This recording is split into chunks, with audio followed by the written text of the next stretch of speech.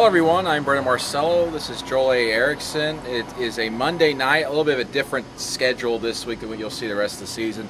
We talked to the coordinators tonight here at Auburn, talked a little bit about Arkansas, talked a little bit about this upcoming opponent, San Jose State. A lot of good information as always. Let's start with the offense and just what Rhett Lashley saw on the game film. I guess the theme of the night really is they didn't quite really like everything, but they were a little above average, he says.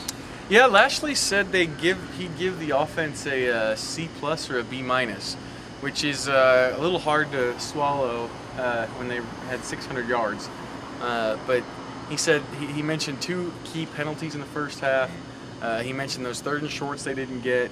Kind of ticked off a list of things he wasn't happy with going forward. At the same time, he seemed okay with most of his position groups. Yeah, definitely. He was happy with the offensive line. He was happy with the receivers on the most part. Sammy Coates had that one drop in the end zone on the post route. But other than that, the receivers did pretty well. And then you look at Melvin Ray, who he thought was the most impressive receiver out there. That's including Duke Williams. He said he was the most consistent receiver all fall camp. And heck, he had that one-handed grab, and of course that touchdown on the corner blitz there. Jeremy made a very smart decision to throw it out there.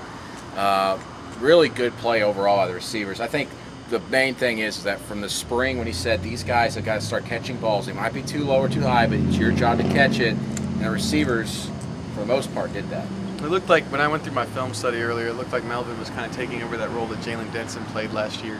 It'd be interesting to see what happens with Jalen going forward. Yeah. Running back wise, you kind of get the sense that it's going to be Cameron and Corey. Yep.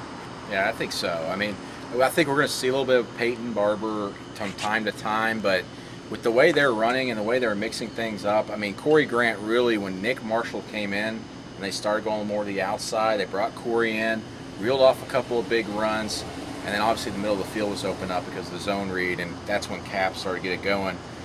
I think the way everything developed was about as perfect that those 2 seniors could have hoped for.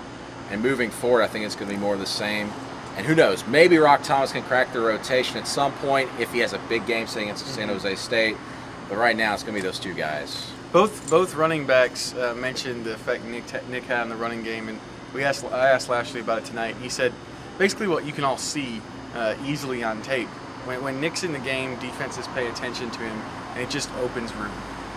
So I'd expect to see them use that a lot more. Maybe not this week, maybe not against San Jose State, but definitely down the line. So we got on the offense tonight. We'll be back here with another one on the defense coming up shortly.